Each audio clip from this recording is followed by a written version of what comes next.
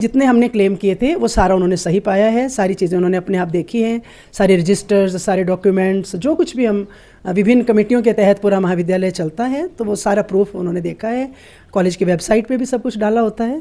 तो इस तरीके से हमारे यहाँ जो टीम आई थी उसका नेतृत्व राजकीय महाविद्यालय बंजार के ज्योग्राफी डिपार्टमेंट के मैडम है, एसोसिएट प्रोफेसर रेणुका थपलियाल जी। और बहुत अच्छी बात है। इस बात के लिए हम आपको और आपके इस कॉलेज के पूरे स्टाफ को बधाई देना चाहेंगे। धन्यवाद। सभी दर्शकों को नमस्कार, मैं विजय स्वागत करता हूं आप लोगों का न्यूज़ 30+ के सौजन्य से। और इस वक्त हम पहुंचे हैं उपमंडल कोटली के अंतर्गत हमारे यहाँ पर जो महाविद्यालय कोटली है, और हमारे साथ इस वक्त हैं महाविद्यालय की प्रधानाचार्य श्रीमती प्रियदर्शनी जी। और आज के दिन हमारे यहाँ महाविद्यालय में SAS की टीम आई हुई थी ऑडिट पर।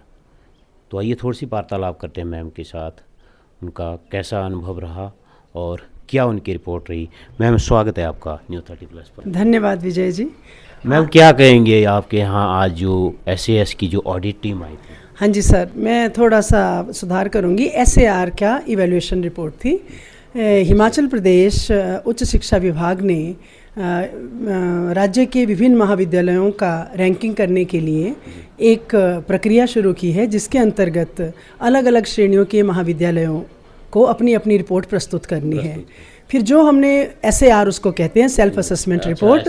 हाँ जी, उस रिपोर्ट को इवैल्यूएट करने के लिए, उसका मूल्यांकन करने के लिए कि उसमें हमने जो कुछ भी लिखा है कि क्या वो सत्य है या झूठ है, उसके लिए अलग अलग जोन्स बनाए गए हैं। 6 जोन्स हैं। हम जोन 6 में आते हैं, लाहौल स्पीति, कुल्लू और मंडी में। और उसके लिए जो चेयरपर्सन हैं उन्होंने कमेटीज़ बनाई हैं। और आज हमारे महाविद्यालय में जो जोन 6 है उसकी टीम वेरिफिकेशन और इवैल्यूएशन के लिए आई थी। और इस पहल के बारे में क्या कहेंगे, मतलब जो कि ये पहल की गई है? ये विभाग द्वारा बहुत ही अच्छी एक पहल की गई है, क्योंकि इससे सभी महाविद्यालयों के लिए, जैसे हमारे जैसे छोटे महाविद्यालय हैं जो टियर 3 में आते हैं, वहाँ के अध्यापकों को सभी को ये पता लगेगा कि जैसे हम अगली श्रेणी में जब जाएंगे तो NAAC के लिए जो मूल्यांकन होगा तो उसकी प्रक्रिया क्या रहती है। तो उसके लिए तैयार करने के लिए विभाग ने ये प्रक्रिया शुरू की है, ताकि अगर NAAC की हम रैंकिंग के लिए जाते हैं तो तैयारी नहीं होती है, और अगर रिपोर्ट ठीक से नहीं होती है तो फिर ग्रांट नहीं मिलती है।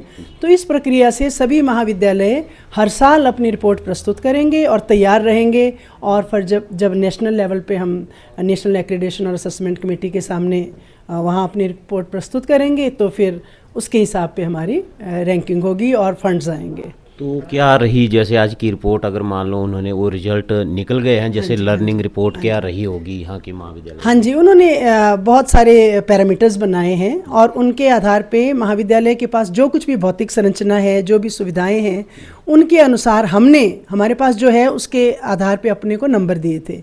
तो उन्होंने वो सारे देखे, शायद एक नंबर हमारा कम हुआ है कहीं, वो शायद हमारे टोटल में कहीं रह गया था कुछ, और बाकी जितने हमने क्लेम किए थे वो सारा उन्होंने सही पाया है। सारी चीज़ें उन्होंने अपने आप देखी हैं, सारे रजिस्टर्स, सारे डॉक्यूमेंट्स, जो कुछ भी हम विभिन्न कमेटियों के तहत पूरा महाविद्यालय चलता है, तो वो सारा प्रूफ उन्होंने देखा है।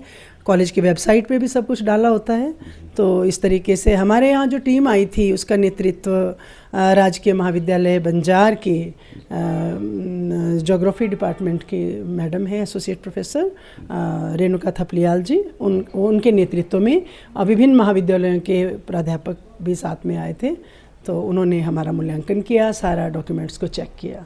मैम, एक और सवाल है हमारा, जैसे कॉलेज का जो इंफ्रास्ट्रक्चर है, जो कि बिल्डिंग अभी अंडर कंस्ट्रक्शन हैं, तो उसके बारे में आप थोड़ा सा बताएंगे?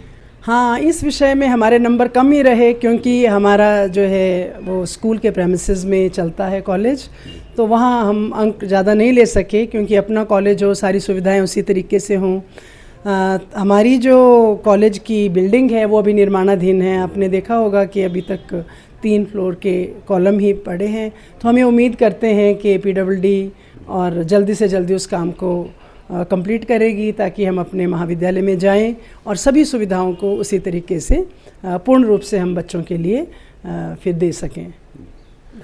तो दर्शकों, जैसे कि मैम ने बताया, थोड़ा सा जो रैंकिंग में कमी पड़ी वो बिल्डिंग में इंफ्रास्ट्रक्चर, क्योंकि बिल्डिंग अभी अपना नहीं है महाविद्यालय का। तो हमारा आपसे भी आग्रह रहेगा कि इस वीडियो को आप ज़्यादा से ज़्यादा शेयर करें ताकि प्रशासन के कानों तक ये बात भी पहुंच सके।